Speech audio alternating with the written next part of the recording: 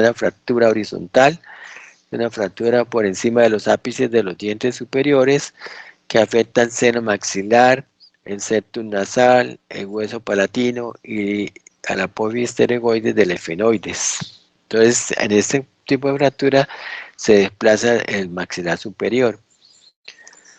Va a producir edema facial, cambio de la oclusión y movilidad del maxilar superior. Y la tipo 2 se llama una fractura piramidal. Estas digamos, en los temas de los exámenes siempre lo preguntan. Es la fractura piramidal que va a través de los huesos propios nasales y el septum hacia abajo y hacia atrás por la pared media de la órbita.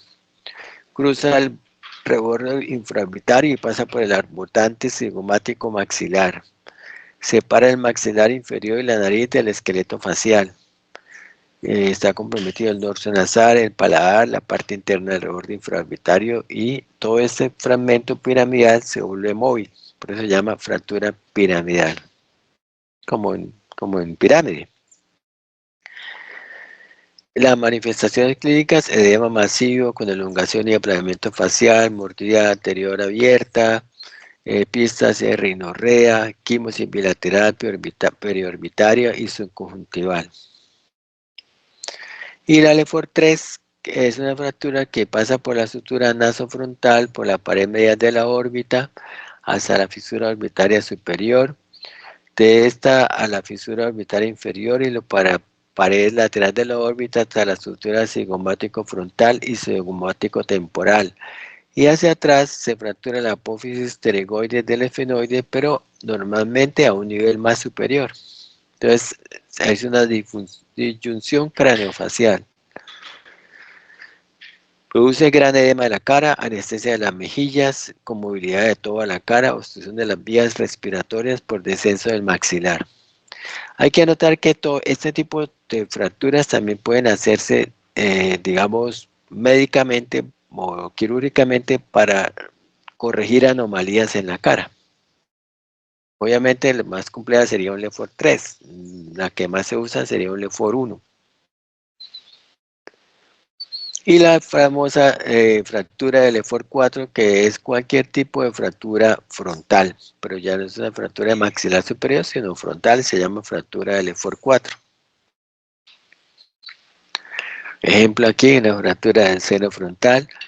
Normalmente estas fracturas frontales, por el compromiso de la fosa craneal anterior, del cerebro, de las meninges, de la dura madre, etcétera, generalmente se comparten con neurocirugía. Entonces, generalmente nosotros actuamos muchas veces en la reconstrucción de la calota orbitaria o en reconstruir fracturas aledañas como son orbitarias que tenga el paciente, pero generalmente en estos casos neurocirugía actúa en la fractura frontal. Entre otras cosas porque normalmente un paciente de esto pues mañana puede tener una encefalitis, una meningitis y entonces es mejor compartir esa responsabilidad con neuro. Hay un tipo de fracturas complejas que ya pues, digamos, es un resumen como de lo que hemos visto, que ya se pueden conjugar las cosas. Entonces, bueno, en este caso de las complejas, que se acompaña de hipertensión intracraneal no controlada, desarrollo de coagulopatías, un respiratorio agudo. Generalmente es raro encontrarlas, pero son combinaciones de LEFOR y se asocian con accidentes de alta velocidad o fractura o traumas muy complejos.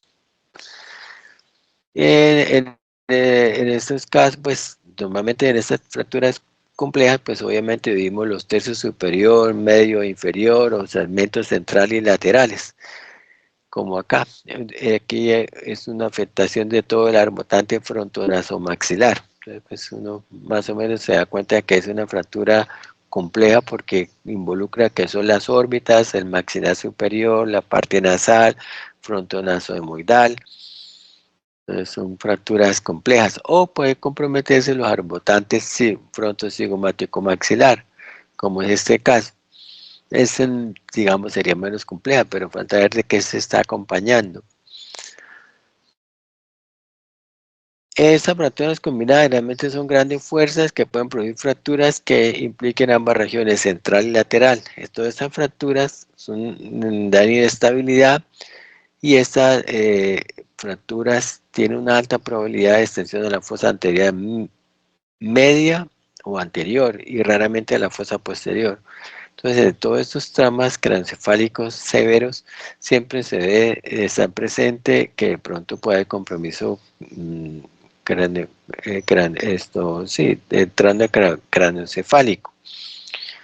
Entonces, normalmente, pues, digamos, en unas palabras las llamamos fracturas panfaciales.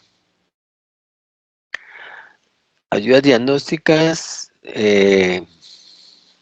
La mayoría de pacientes requiere una radiografía de columna cervical, una radiografía de Waters, que evalúa el arco cigomático, una frontal, nasal y orbitario, un perfil de cráneo y una panorámica mandibular. Esta es una radiografía de Caldwell, donde vemos como una P de cara. Permite evaluar el seno frontal, hueso frontal, senda hemoidales, unión cigomático frontal, reborde orbitario. Y es una fractura que, digamos, se usa mucho en los pueblos.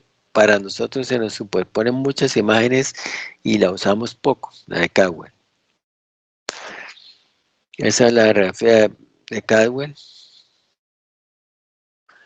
La de Waters, esta sí la usamos más porque es una nasoplaca. Es usada para fractura del tercio medio facial, evalúa las órbitas malares, los arcos cigomáticos, los maxilares superior, los maxilar inferior también lo alcanza a ver, el seno maxilar, el hueso frontal, el reborde orbitario, y la posición del paciente la vemos ahí. Normalmente pues ahí están lo que llamábamos la forma del elefantico de los cigomas, las gafas de Gandhi que nos muestran las órbitas, y la parte de la W que hablan del maxilar inferior. Esa es la posición. Esa es una radiografía de Waters. Y aquí vemos todo lo que alcanzan a ver con una de estas radiografías. Esta sí es muy útil para nosotros, la usamos mucho. Otra radiografía, la de Town, que se aprecia los cóndilos, el hueso occipital y el septum nasal. También la usamos para mirar fracturas de cóndilo. La radiografía AP laterales y oblicuas de mandíbula, como decíamos, son útiles para nosotros. Esta es una proyección lateral, nos sirve mucho para mirar también perfiloplasia del paciente, estudios cefalométricos. La HIRS nos sirve para mirar arco cigomático, en este caso. Es una fractura de HIRS, una radiografía. La panorámica mandibular, vemos gérmenes dentarios, vemos trazos de fracturas, vemos los dientes, vemos las ATMs. Es una radiografía muy útil también para nosotros. La TAC también, obviamente, es como la prueba reina para radiografía e imagenología. TAC tridimensional, multicorte, es también muy útil para nosotros, que pues nos da una idea de cómo está la fractura del paciente. Y aquí un resumen pequeño de las fracturas y las pruebas radiográficas que más usamos, y siempre definimos todo definitivamente con una tomografía axial computarizada, especialmente cuando se nos superponen muchas imágenes. Muchas veces vemos fracturas nasales que no son muy claras de ver, porque definitivamente para cuestiones médico-legales y para hacer una buena reducción necesitamos un TAC. Entonces el TAC nos ayuda mucho definitivamente. Bueno, eso era todo lo que quería decirles, más o menos. ¿Hay alguna pregunta o algo especial?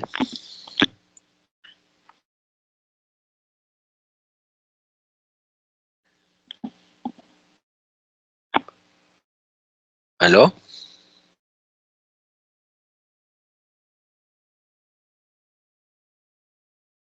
Hola, doctor. Creo que un compañero está con la mano. Ahí ¿Aló? tiene una pregunta.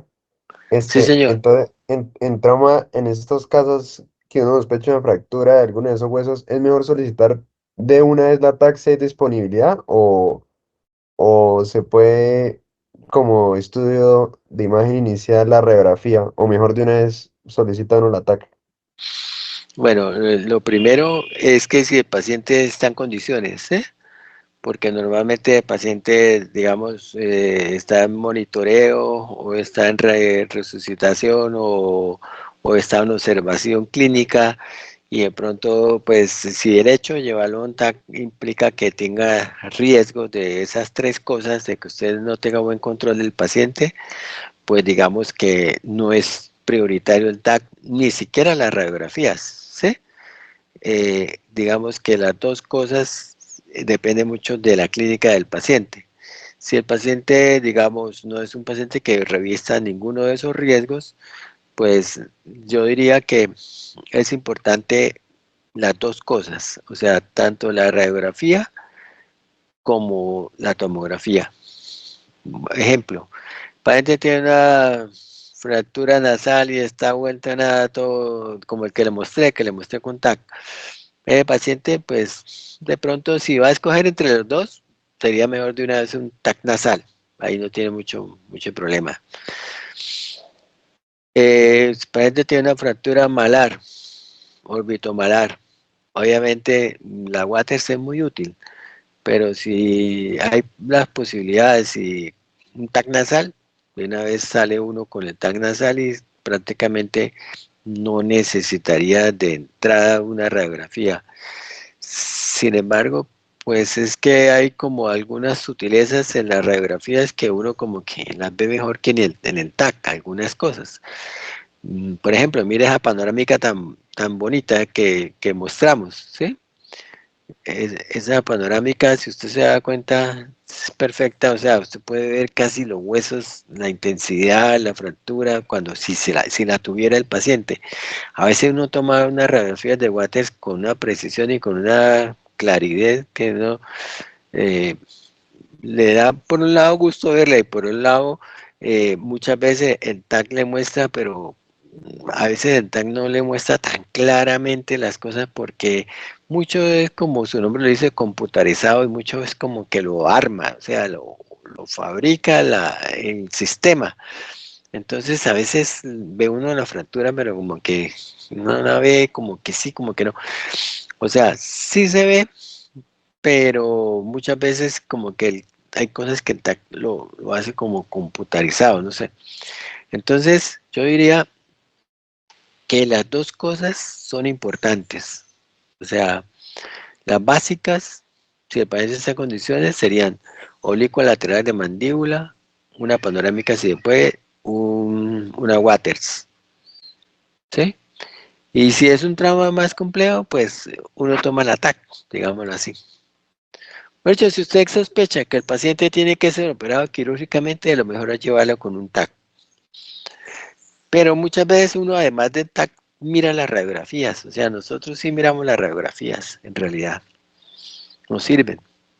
Nos sirven porque es que lo que pasa es que o sea, los traumas son muy complejos. Muchas veces son fracturas y están comprometiendo estructuras importantes, vasos y todo eso, y etcétera. O sea, y usted muchas veces no puede escapar un detalle. Entonces, entre más esté usted informado de todo, es muy importante. ¿Mm? Por ejemplo, un día yo tuve que reducir una fractura de arco cigomático. La fractura, uno entra por el cuero cabelludo, por la parte temporal, y normalmente hay varias formas de hacerlo, pero a mí me lo enseñó un cirujano craneofacial gringo berraquísimo, que eso, mejor dicho, era casi como hijo putativo de Tessier, y el tipo era muy bueno. Y él me dijo a mí, cuando yo era residente, me dijo, mire, usted llega al hueso Y eso no se meta por entre los planos que le dicen ahí en el libro, sino métase, coja el periódico, pega el hueso, pega el periódico y reduce. Y yo toda la vida lo hacía así. Pero un día yo no miré mucho las placas, me confié un poquito y yo metí el sector para reducir la fractura del arco segumático, pero afortunadamente uno va cogiendo como cierta sensibilidad. Cuando yo metí el disector, yo sentí como que esa vaina no era normal, porque llegué al periodo y yo dije, no, ¿esto qué está pasando? Sentí como un signo de la tecla, pero suavecito. Resulta que mire la radiografía, era que tenía una fractura con minuta de toda la escama del temporal y toda esa vaina. Pues claro, si yo me hubiera metido como él me enseñó a mí, y si yo soy un tipo chambón y ordinario y lo hago así como quien dice, sin tener como la precaución y el respeto de las cosas, así usted lo haya hecho 50 veces, tiene que hacerlo como si fuera la primera vez, porque no puede tener factores de error.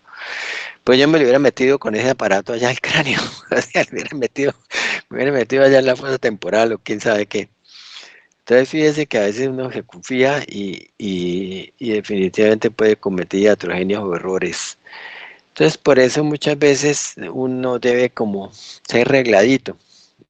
Uno diría, no, no necesito esta, pero no, eso es como los aviones.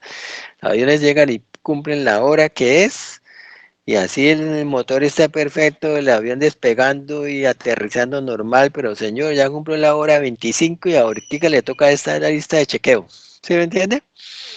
Entonces, aquí pasa muy parecido, ¿no? Cuando usted tiene todo en orden y todo arreglado y todo ya cuadrado, el paciente está estable, todo está resucitado, no tiene no sé qué, ya sabe quién es el paciente, cómo está, qué dijo neuro, qué dijo oftalmología, qué no sé qué, tal cosa. Las radiografías son estas, el TAC es este, la resonancia no es tan necesaria en estos casos. Entonces usted ya entra con toda la idea del paciente. Entonces siempre uno debe ser metódico y organizado. En conclusión, para responderles, lo mejor es tener a disponibilidad lo básico y también lo digamos, lo más sofisticado. Eso, profe, gracias. Bueno, quiero felicitarlos esta mañana en su tema, de los que ustedes no estuvieron, porque son los grupos que están pasando por plástica, muy buenos. También quiero felicitar a algunos que han dado temas de maxilofacial. Normalmente todos son muy buenos, o sea, no he visto gente muy buena con sus exposiciones, o sea, felicitaciones para todos. ¿Alguna otra Gracias. pregunta?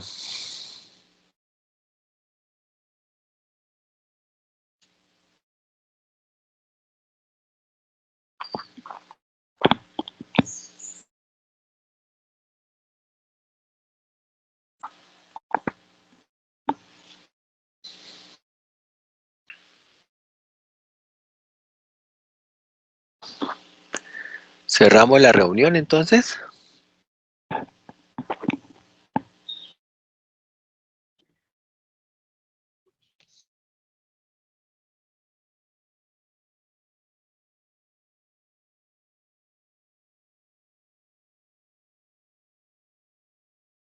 ¿Aló? Hola, Doc. Sí, parece que no tenemos más preguntas sobre el tema de momento. Cualquier Ah, cosa, muy bueno. bien, estamos haciendo llegar las preguntas más adelante, Doc. Bueno, gracias. Hay una lista, creo que me dijeron, ¿Del lado de quién, Doc? de ustedes, de los estudiantes, para saber quiénes están o ya se salieron.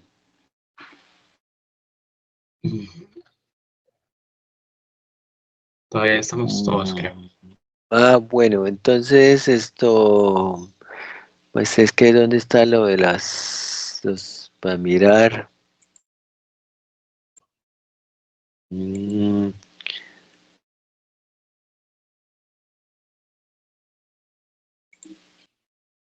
¿Alguien puede tomar la lista de los que están?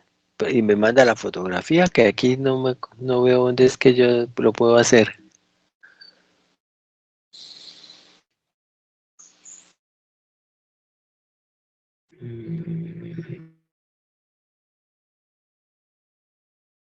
Nos dice integrantes, pero aquí no lo veo. Comentarios.